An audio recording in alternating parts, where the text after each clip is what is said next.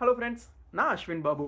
ரீசெண்டாக கொஞ்சம் மாதங்களுக்கு முன்னாடி இந்தியா பாகிஸ்தான் வார் நடந்தது. அந்த வாரில் ட்ரம்ப் என்ன சொல்லியிருந்தாருன்னா, இந்தியா வந்து கிட்டத்தட்ட 8 ஃபைட்டர் ஜெட்டை வந்து லாஸ் பண்ணிட்டாங்க. 8 ஃபைட்டர் ஜெட் வந்து பாகிஸ்தானால் கிராஷ் செய்யப்பட்டது, டெஸ்ட்ராய் செய்யப்பட்டது அப்படின்னு சொல்லிட்டு ஓப்பனாகவே பேட்டி கொடுத்தாரு.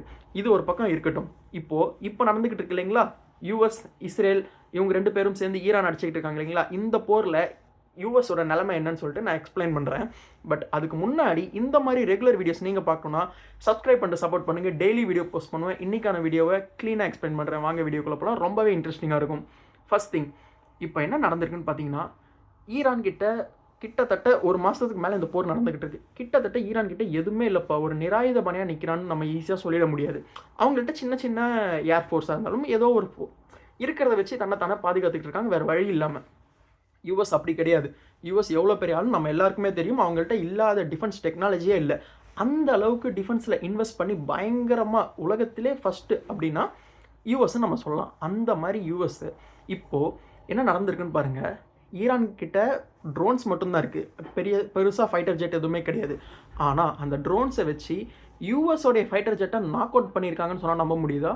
யூஎஸோட ஃபைட்டர் ஜெட்டோடைய காஸ்ட் என்ன, அதோடைய டெக்னாலஜி என்ன, அதோடைய ஸ்டெல்த்தோடைய ரேடார் யூஸ் பண்ணுற மெத்தட் என்ன, இந்த ஸ்டெல்த் டெக்னாலஜி இருக்கிறது என்ன, இதெல்லாம் இருந்தாலும் குடிசை தொழில் மாதிரி அங்கங்கே வீட்டுக்கு வீடு நான் ட்ரோன் செய்ய வேண்டாம்னு சொல்லிட்டு ஈரான் அந்த ட்ரோனை செஞ்சு அந்த F-35 நாக் அவுட் பண்ணியிருக்காங்க. இப்போ வரைக்கும் 2 F-35 வந்து நாக் அவுட் பண்ணி அந்த வீடியோவே ரிலீஸ் பண்ணியிருக்காங்க. இந்த எந்த அளவுக்கு ஒரு மேட்டர்னு பாருங்கள். அது மட்டும் இல்லை, நிறையா ஃபைட்டர் ஜெட்டை வந்து சூப்பராக டெஸ்ட்ராய் பண்ணியிருக்காங்க ஈரான் பக்கத்தில் இருந்து. அதெல்லாம் டீட்டெயிலாக சொல்கிறேன், ஓகேங்களா? ஃபஸ்ட்டு F-35 எப்படி, அதோடைய டெக்னாலஜி எப்படி இருக்கும், அதோடைய பவர் என்ன அப்படின்றதெல்லாம் நான் கொஞ்சம் ஷார்ட்டாக எக்ஸ்பிளைன் பண்ண ட்ரை பண்ணுறேன், ஓகேங்களா? வாங்க டேரெக்டாக சொல்லிடுறேன். இந்தியா கிட்ட பார்த்தீங்கன்னா ரஃபேல் வச்சுருக்கோம். நம்ம எல்லாருக்கும் தெரியும். நம்மளுடைய பயங்கரமான ஃபைட்டர் ஜெட் என்னன்னு கேட்டிங்கன்னா, நம்ம வந்து ஃப்ரான்ஸ் கிட்ட இருந்து வாங்கின அந்த ரஃபேல் ஃபைட்டர் ஜெட் தான் நம்ம கிட்ட இருக்குது. ரொம்பவே சூப்பரானது. பட் அதையும் விட ரொம்பவே ஹை டெக்னாலஜி கொண்ட ஒரு ஃபைட்டர் ஜெட் என்னென்னு பார்த்தீங்கன்னா, யூஎஸ் கிட்ட இருக்க F-35ன்ற அந்த ஃபைட்டர் ஜெட். இது எந்த அளவுக்கு பயங்கரமான டெக்னாலஜினா, இதில் இருக்க டெக்னாலஜிலாம் நான் எக்ஸ்பிளைன் பண்ணுறேன் பாருங்கள். இது வந்து பார்த்திங்கன்னா ஒரு பவர்ஃபுல் ரோலர், ஓகேங்களா? ரோலான ஈஸியாக வந்து அட் அ டைமில் பயங்கரமாக பவர்ஃபுல்லாக ரோல் ஆகி அந்த இடத்துல இருந்து இன்னொரு இடத்துக்கு போகிறதுக்கு, அந்த ஒரு டைவர்ஷன் டக்குன்னு வந்து ஒரு மிசைல் வருது, ஏதோ ஒரு இஷ்யூ வருது அப்படின்னா அந்த இடத்துலேருந்து இன்னொரு இடத்துக்கு போகிறதுக்கு மற்ற எந்த ஜெட்டை கம்பேர் பண்ணும்போது F-35 ரொம்பவே சூப்பராக இருக்கும். மற்றதை கம்பேர் பண்ணும்போது இதுக்கிட்ட இருக்க இந்த சென்சார் ஃபியூஷனு, அது மட்டும் இல்லாமல் இவங்கள்ட்ட இருக்க அந்த ஸ்டெல்த் மிஷின், ஓகேங்களா? இந்த ஸ்டெல்ட்டுன்ற இந்த ஒரு டெக்னாலஜி என்னன்னு பார்த்தீங்கன்னா, ரேடாரில் சிக்காது அப்படின்னு சொல்லிட்டு உலகத்தையே பயமுறுத்திக்கிட்டு இருக்க ஒரு டெக்னாலஜி தான் வந்து பார்த்திங்கன்னா இந்த ஸ்டெல்ட்டுன்றது. இது என்ன பண்ணும், இதோடைய ஃபைட்டர் ஜெட்டை மற்ற ரேடாருக்கு, மற்ற எனிமீஸுக்கு எந்த அளவுக்கு காட்டும்னு பார்த்தீங்கன்னா, ஃபஸ்ட்டு காட்டவே காட்டாது. அப்படி காட்டினாலும் ஒரு சின்ன கல்ஃபோடைய அந்த கால்ஃப் விளையாடுவாங்க இல்லைங்களா, அந்த பால் சைஸ் தான் மற்ற ரேடார், மற்ற ஃபைட்டர் ஜெட்டுக்கெலாம் தெரிய போகுதுன்னு சொல்லுது. ஃபார் எக்ஸாம்பிள், நம்ம வந்து ஒரு டார்கெட்டை எய்ம் பண்ணுறோம்னு வச்சுக்கோங்களேன். அது எவ்வளோ பெரிய ஃபைட்டர் ஜெட், எவ்வளோ பெருசாக இருக்கும். ஆனால் அந்த ரேடாரில் என்ன தெரியும்னா, இந்த அளவுக்கான ஒரு பால் அளவுக்கு தான் வந்து, ஒரு கிரிக்கெட் பாலோட சின்ன பால் அளவுக்கு, அந்த கால்ஃப் விளையாடுற பால் அளவுக்கு தான் வந்து அந்த ரேடார்லேயே மாட்டும். அப்படி இருக்கும்போது மற்ற எனிமீஸ் வந்து எப்படி அவங்கள பக்காவாக டார்கெட் பண்ணி அடிக்க முடியும்? அது மட்டும் இல்லாமல் இதோடைய ஸ்பீடெல்லாம் நீங்கள் கேட்டிங்கன்னா ரொம்பவே பயங்கரமாக. இதோட டாப் ஸ்பீடு வந்து பார்த்திங்கன்னா 1200 1930 km/h, ஓகேங்களா? கிலோமீட்டர் பர் ஹாருக்கு வந்து இதனால் வந்து ட்ராவல் பண்ண முடியும். அப்போ யோசிச்சு பாருங்கள், அந்த அளவுக்கு ஒரு சின்ன ஆப்ஜெக்டாக தெரிகிற ஒரு இது 1000க்கும் மேற்பட்ட அளவுக்கான ஸ்பீடில் போகும்போது எப்படி எனிமியால் டார்கெட் பண்ண முடியும்? இது ஒரு பக்கம் இருக்கட்டும். இதோடைய ரேடியஸ் வந்து பார்த்திங்கன்னா 600 to 670 கிலோமீட்டர் அளவுக்கு ஒரு டைம் வந்து அட் அ டைமில் வந்து ஃபியூவலை இன்ஜெக்ட் பண்ணி இதனால் ஃப்ளோ பண்ண முடியும். இது மட்டும் இல்லாமல் இதோடைய சீலிங் கெப்பாசிட்டி இந்த சென்ஸ் எப்படின்னு பார்த்தீங்கன்னா, இதோடைய ஹைட் எந்த அளவுக்கு ஹைட்டாக பார்க்க முடியும்னு பார்த்தீங்கன்னா, மோர் தென் 50,000 ஃபீட்டுக்கும் மேலே இதனால் வந்து ஒரு ஹைட் போய் பறந்து அங்கேருந்து இதனால் திரும்பி வர முடியும். அந்த அளவுக்கு ஒரு ஹை அட்வான்ஸ்டு டெக்னாலஜி கொண்டது தான் இது. இதோடைய காஸ்ட் வந்து பார்த்திங்கன்னா, முக்கியமாக இதோடைய காஸ்ட்டு தான் நம்ம சொல்லியே ஆகணும்.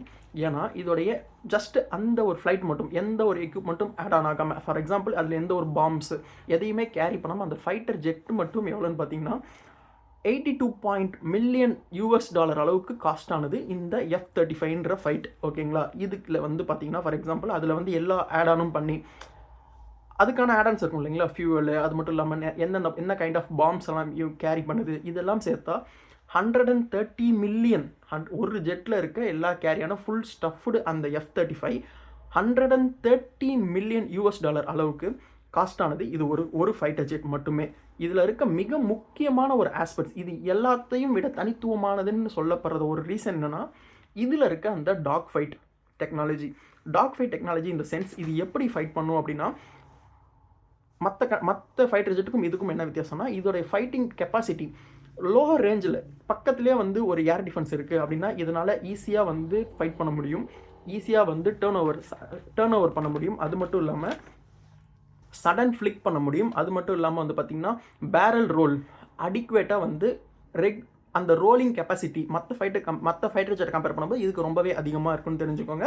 பேட்டில் ஃபைட் ஓகேங்களா, பேட்டில் ஃபைட் தான் இதில் இருக்கிறதுலே ரொம்ப ஸ்பெசிஃபிக்கான ஒரு ஸ்பெஷாலிட்டினே சொல்ல முடியும் ஓகேங்களா.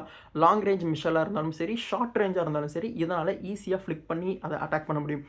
இந்த அளவுக்கு ஒரு ஹைலி எக்யூப்டட் ஆன ஒரு ஃபைட்டர் ஜெட்டை நம்ம ஈரான் என்ன பண்ணியிருக்காங்கன்னு பார்த்தீங்கன்னா, ஜஸ்ட் 22,000 US டாலர் அளவு தான் ஓகேங்களா. இது எங்கே இருக்குது, 130 மில்லியன் US டாலர் எங்கே இருக்குது, ஜஸ்ட்டு 22,000 US டாலர் எங்கே இருக்குது.